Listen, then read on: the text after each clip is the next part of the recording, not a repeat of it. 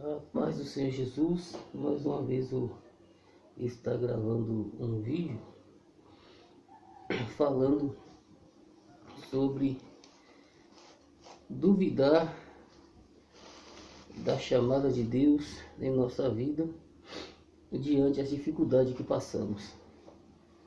No Evangelho segundo escreveu Mateus, Evangelho de Jesus Cristo, no capítulo de número 11, a Bíblia diz que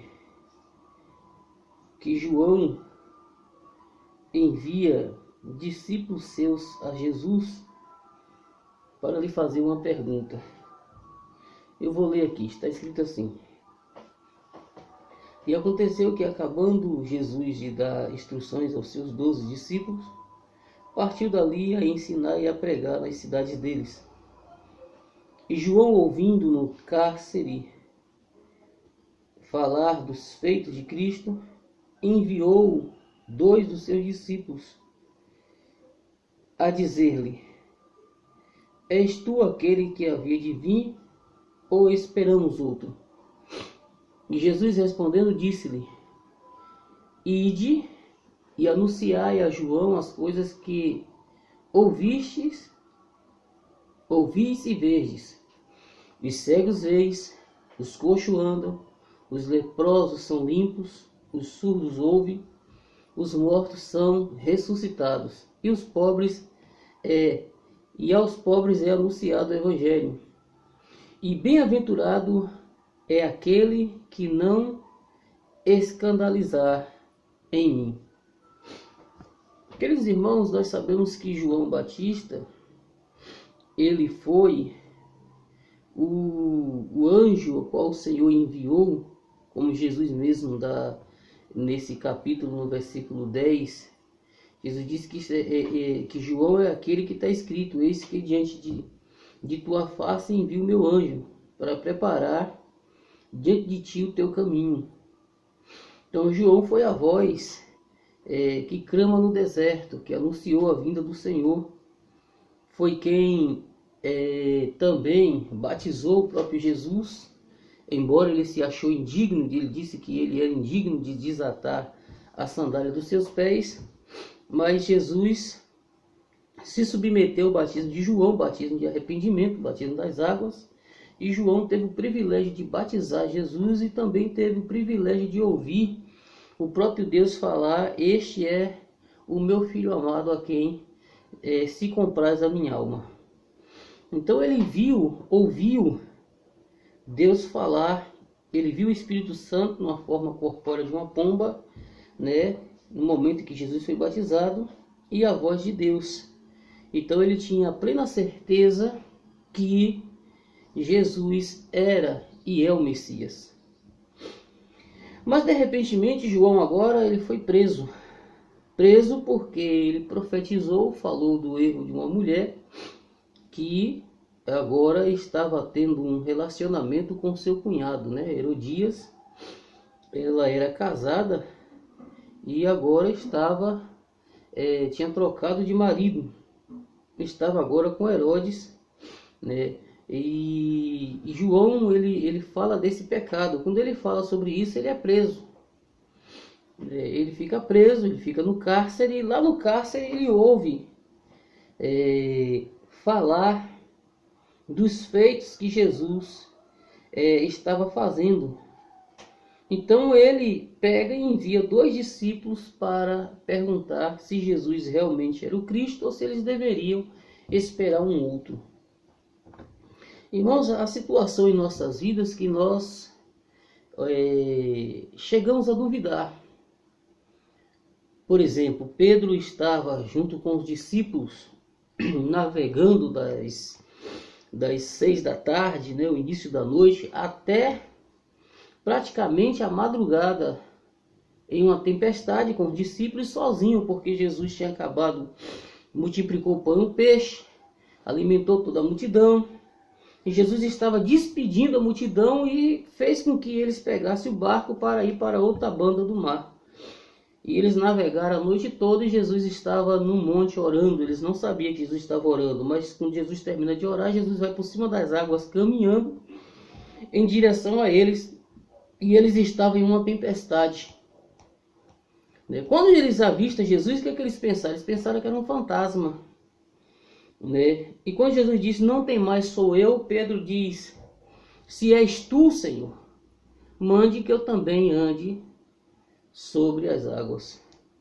Então essa palavra, se és tu, ela mostra uma dúvida. Ela é uma palavra que muitas das vezes nós usamos. Será que o Senhor está conosco? Será que é Deus? Será que Deus está comigo? Que a situação que a gente às vezes entra, que nós entramos, e nós achamos que Deus não está ali, ou que não foi Deus que nos colocou ali. Por exemplo, Jesus foi tentado no deserto, passou 40 dias e 40 noites jejuando, jejuando sem comer. Mas analise que o texto fala que o Espírito Santo levou, ou seja, conduziu Jesus ao deserto para ser tentado pelo diabo. E a situação em nossa vida, que quando nós aceitamos a Cristo, que nós pertencemos a Cristo, o diabo ele não tem autorização para vir até a mim, para ir até a ti, a não ser que Deus a permita, a não ser que Deus dê a permissão. Como aconteceu com Pedro, onde Jesus disse que Satanás pediu para se andar com a vida dele e foi negado. E não foi permitido ele se andar com a vida de Pedro, não foi permitido ele provar Pedro, tentar Pedro, porque Pedro não tinha, até o momento não tinha capacidade para aquilo. Depois Pedro foi crucificado, foi Jesus, depois de ressuscitado, falou que tipo de morte Pedro iria ter. Então, a situação em nossa vida é que nós nos sentimos embaraçados, sem saída. Por exemplo, João estava preso, ele teve toda aquela alegria de anunciar o Messias e ouvir a voz de Deus, mas de repente agora ele estava preso. Ele estava no cárcere, sozinho, passando dificuldade, e agora ele pergunta, cadê o Messias? O Messias veio trazer a solução para nós, veio resolver o nosso problema, e eu estou aqui. Será que ele é o Messias mesmo, ou será que vai vir um outro? De repente eu não fui como é que se diz, a voz que clama no deserto, que estava preparando, de repente isso aí seja a voz que clama no deserto e vai vir um outro Messias. Talvez poderia ter sido esse o pensamento de João, naquele exato momento. Porque quando a gente está diante de uma situação de dificuldade, por mais que nós saibamos que Deus fala conosco, que Deus está falando conosco através de louvores, mensagem, pregação, ou através de alguém que se dirige a nós para trazer uma profecia, trazer uma mensagem dos céus, a situação que nós duvidamos. Talvez se você hoje, dependendo da maturidade que você tenha, você não duvide mais, mas chegou uma situação na sua vida que você duvidou. E você vai ver que quando Moisés ele recebeu toda aquela autoridade que Deus deu a ele, com aquela vara que ele jogou no chão, se tornou uma serpente, ele pegou, virou uma vara novamente, Ele colocou a mão no peito, tirou, estava leprosa, colocou de novo, já estava sã. Quando ele está diante do mar, com toda aquela multidão, o exército de Faraó vindo atrás, ele ficou sem saber o que fazer. Ele foi orar. E Deus fala para ele, o repreende dizendo, por que tu clamas a mim? O que tu tens nas mãos? Toca sobre as águas e ele vai se abrir. Ou seja, eu te dei poder, eu te dei autoridade. E muitas das vezes nós temos a autoridade, o poder, a capacidade já conosco, mas não sabemos usar. E é no meio da dificuldade que isso vai se desenvolver. Salomão pediu sabedoria a Deus, mas no outro dia ele teve um problema à sua porta. Duas mulheres discutindo entre si, porque o filho estava morto, e aproveitou e trocou o filho com a que estava vivo. Então, nós vemos que isso acontece conosco sempre, de duvidar do poder de Deus e achar que as coisas vão acontecer do nosso jeito ou segundo a nossa compreensão. E Salomão, ele pediu sabedoria a Deus, e logo pela manhã ele foi testado, né? Ele foi resolver um problema, a qual todos sabem que ele manda pegar aquela criança que estava viva e manda o soldado dividir a criança no meio, quando a mãe verdadeira se manifesta e diz que entregasse a criança a outra que estava mentindo, e ele percebe que aquela era a mãe verdadeira, porque a mãe verdadeira jamais permitiria que o filho morresse, mas aqui não era a mãe, né? Não ia dar importância. Então, quando nós estamos em uma dificuldade, Deus tem algo a nos ensinar, Deus tem algo a nos preparar, a nos orientar, uma capacidade a nos dar, um talento a nos dar, um dom a mais a nos dar, algo Ele está nos preparando. E muitas das vezes, por nós não compreendermos e não enxergarmos, nós murmuramos, questionamos, nós duvidamos de Deus, duvidamos da palavra de Deus, duvidamos até da nossa chamada, por causa da dificuldade que nos sobreveio. E você vai ver que Jesus, quando ele está no Getsemane, ele chama os discípulos para orar. E no capítulo de número 26, versículo 36, fala que então chegou Jesus com eles a um lugar chamado Getsemane, e disse aos seus discípulos: assentai-vos aqui enquanto vou além orar. E levando consigo Pedro e os 2 filhos de Zebedeu, começou a entristecer e angustiar-se muito. Então lhe disse: a minha alma está cheia de tristeza até a morte, ficai aqui e vigiai comigo. E indo um pouco adiante, prostrou-se sobre o seu rosto, orando e dizendo: meu pai, se é possível, passa de mim este cálice. Todavia, não seja como quero, mas como tu queres. Jesus, no momento que ele foi orar, ele manifestou ao Pai uma angústia dentro dele. Ele sabia que ia ser preso praticamente quase naquele instante. E a angústia, a tristeza, a agonia, ao ponto de ele suar gotas de sangue, né?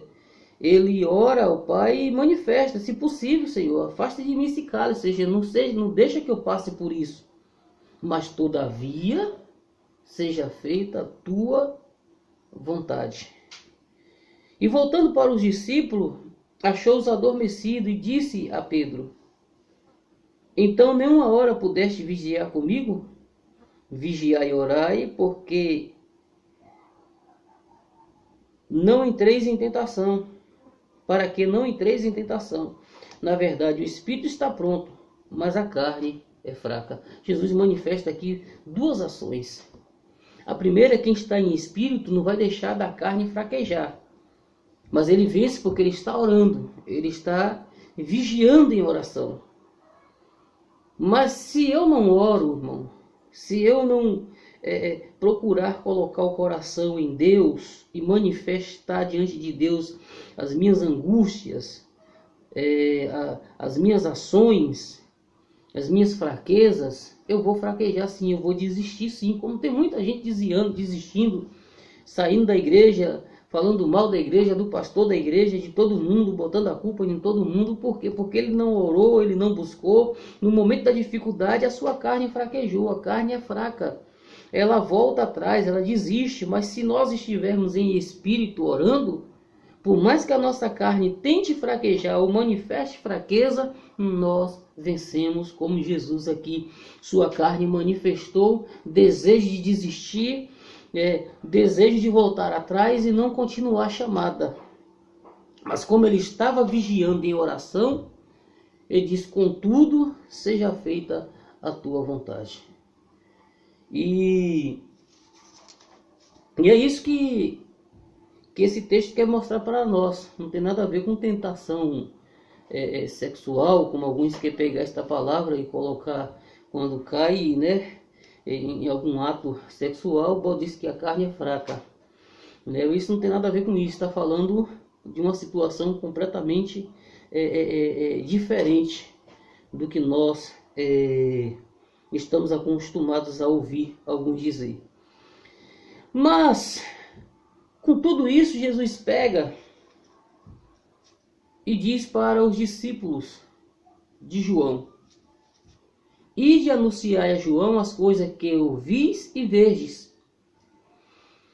Os cegos veem, Jesus saiu curando os cegos. Os coxos andam, Jesus saiu curando os coxos. Os leprosos são limpos, Jesus saiu purificando. Jesus aqui não estava falando, Jesus estava falando e fazendo. Ide e anunciai a João, versículo 4 do capítulo 11 de Mateus, e anunciar estas coisas que ouviste e vês. Jesus saiu curando e falando para esses discípulos, esses dois discípulos. Os surdos ouvem, os mortos são ressuscitados, e aos pobres é anunciado o evangelho. Aí ele agora adverte: e bem-aventurado é aquele que não se escandaliza em mim. Ou seja, somos bem-aventurados quando não nos escandalizamos em Jesus, quando não duvidamos da pessoa dele, quando não o culpamos, o abandonamos, o deixamos para trás, como muitos têm feito. Somos bem-aventurados quando nós estamos seguindo a ele e no meio da dificuldade ou de qual seja a opressão, nós continuamos crendo e amando a Jesus. E partindo eles, começou Jesus a dizer as turbas a respeito de João. E ele, no versículo 7, ele vai: que foste ver no deserto? Uma cana agitada pelo vento? Sim, que foste ver? Um homem ricamente vestido? Ou que se traja ricamente com casa dos reis? Mas então que foste ver? Um profeta? Sim, vos digo eu, muito mais que um profeta. Porque é este de quem está escrito: eis que diante da tua face envio o meu anjo, que preparará diante de ti o teu caminho. Em verdade vos digo que entre os que de mulher têm nascido, não apareceu alguém maior do que João Batista. Mas aquele que é menor no reino dos céus é maior do que ele. Eu quero deixar para finalizar para mim e você: ainda que nós duvidamos, que nós fraquejamos na fé, Jesus dá bom testemunho de nós. Jesus deu bom testemunho de João Batista. Ele chegou para a multidão, começou a perguntar: o que vocês foram ver no deserto? Uma cana agitada pelo vento, né? Jesus: não, vocês foram ver um profeta, e digo, muito mais que profeta. E Jesus disse que entre os nascidos de mulher, nenhum profeta foi maior que João Batista. Mas ele disse que aquele que é menor no reino dos céus, que se diminui, que não se engrandece, é maior que ele. Então, meu querido e amado irmão, vamos nos humilhar diante deste Deus tão poderoso, que tem capacidade de nos exaltar, de nos engrandecer. Não o nosso ego, a nossa arrogância, mas o nosso espírito nos colocando em posição que um dia nós não almejamos. Nem só isso, nem só agora. A Bíblia diz que nós esperarmos Jesus só dessa vinda, né? Seremos mais indignos entre os homens. Ele será no seu reino, no seu reino milenial. Ele vai exaltar muita gente que hoje não é pastor, não é pregador famoso, não está na TV, e muitos desses naquele dia do reino vai ser humilhado, né? Não vai ter nenhuma posição que tem hoje de grandeza. Mas se nós nos humilharmos diante desse Deus, você pode ter certeza que dentre nascido de mulher, ninguém é maior que você, ninguém é melhor que você.